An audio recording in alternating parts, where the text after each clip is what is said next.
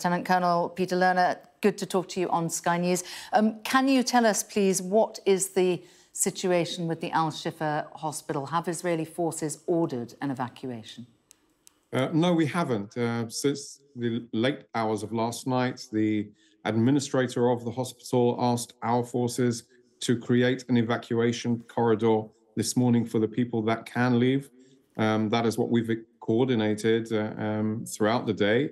And we've seen people leaving, those that can. And those that can't have remained in the hospital together with medical staff that have maintained there. Over the night, we've brought some humanitarian assistance, including food and water, to the hospital for those that are continuing to stay there. Our correspondent was talking about footage which appears to show people leaving by gunpoint and some waving white flags. Do you know anything about that? No, I can't say that I've seen that. But of course, when people are walking through a combat zone, it's important to distinguish themselves from the terrorists that's taking advantage of the civilian arena. This is what we're finding. This is precisely the reason why we are operating in the compound of Shifa Hospital, exposing what Hamas has been doing beneath and around and inside the hospital, in some of the special wards, and obviously in around the hospital compound where we found the bodies of 2 of the hostages. Where are the people going who have evacuated the hospital? We've created a corridor for them to get out of the hospital and then to head south towards southern Gaza Strip. The area of the Mawasi is a safer zone in order for people to get out of harm's way.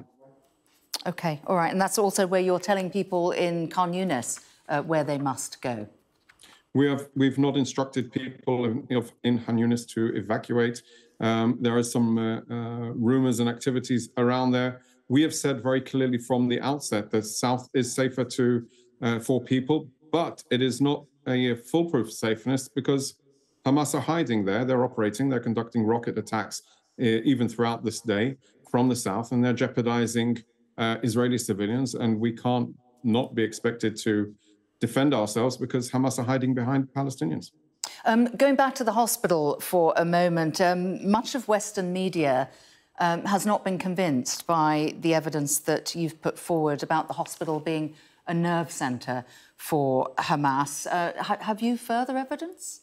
We continue to reveal layer by layer what Hamas has been using, and I'm not sure that you would expect there to be any weapons in any hospitals, but this is a hospital in the Gaza Strip, and we're finding more and more weapons. We're finding the infrastructure, the tunnels, and we're exposing them to the world. We are doing it under the understanding of 2 core priorities. First of all, the safety of the sick and the people that have taken refuge in the compound, despite our repeated calls for them to evacuate. So we want to distinguish them from the counter-terrorist activities. And the second component is the importance of maintaining our operational security, the security of our forces. We don't want to jeopardize the safety and security of our forces for the sake of a quick headline for the news media, which I understand why that you're very interested in seeing the great reveal. We're working on it. It's a slow operation. We're doing it very, very cautiously in order to maintain our security. But we are certain, and we have good findings up until now. Of course, we understand what you expect to see, and we're moving forward as this operation advances. Well, I think the West doesn't necessarily want some great reveal because we want the drama. I think Western nations will want to see that Israel is doing everything by international law. The evacuation south, there has been something on Twitter saying for the people who are in that Khan Younis area, we urge you to evacuate urgently because it is dangerous for you to remain there. You are asked to go to Al-Mawasi, the place where you said that the people from the hospital are going. That is a very small area, isn't it, Al-Mawasi? It's 5 square miles. How will you move the densely populated area and not all the people there into such a tiny space? Are you going to facilitate that safe passage? So the safe passage to the Mawasi has been ongoing now for almost a month. And the Mawasi area is an area which we've designated and coordinated and spoken to extensively with the international humanitarian organizations operating on the ground. Of course, we are in a state of war, a war that Israel didn't want, a war forced upon us by Hamas when they launched a strategic attack against our communities. And now we are determined to destroy Hamas and make sure they never have that power to threaten Israel ever again. They have to, I think it's really important. The situation in Gaza is terrible. It's terrible for the people of Gaza, but it is a result of the atrocities of Hamas, the governing authority of Gaza. They compiled and coordinated an attack against Israel, an attack that we've never experienced before in all of our history, and we are not a country that has not experienced terrorism. The magnitude of their attack requires a change in the paradigm, I would say a recalibration of the relationship between Israel and the Gaza Strip. It is unfortunate that the people of Gaza are paying the price for the failures of the Hamas government. Well, let's talk about that, if we may. I mean, the locus of your offensive seems to be changing from not just the north, but also down in the south. Would you say that you've achieved your objectives in the north? Because you haven't got the hostages back, you haven't defeated Hamas, and the number of people killed, according to the Gazan Health Ministry, is more than 12,000.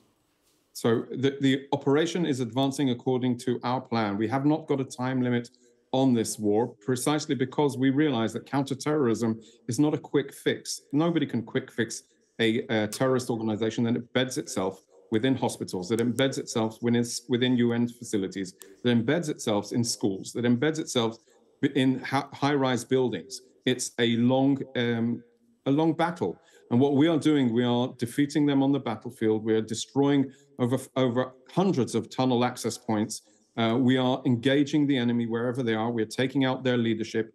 We're going to make the area safer for everybody, Israelis and Palestinians alike. So I would say... How many civilian casualties is too many? That's a very, very, I would say, problematic question. There is no price to a civilian life. But unfortunately, it is a reality that we have faced, and we need to do everything we can in order to distinguish between the civilians and the terrorist organization. And we do need to constantly review the military necessity of our strike to ensure the advantage while mitigating the civilian strife, and operate in a level of proportionality that is expected from all professional militaries. And I would say that is precisely what we're doing. But I do say every civilian life is tragic. The images coming out today from Gaza and have been coming out are heartbreaking.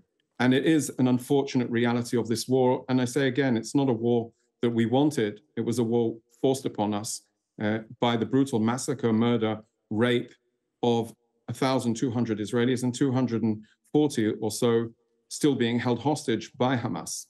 And what of the 52 children who have been killed in the West Bank? I can't comment on specifics in the West Bank. That's a very generalization. And obviously, when you give it an oversimplified number like that, I can't address it. The situation in the West Bank is also challenging because we've seen an increase, an uptick in attempts to launch attacks from the West Bank as well by terrorist organizations like Hamas, but not only Hamas. And they're also operating in a way which is challenging. And we're operating in order to counter those activities and make sure that they cannot succeed in killing more Israelis.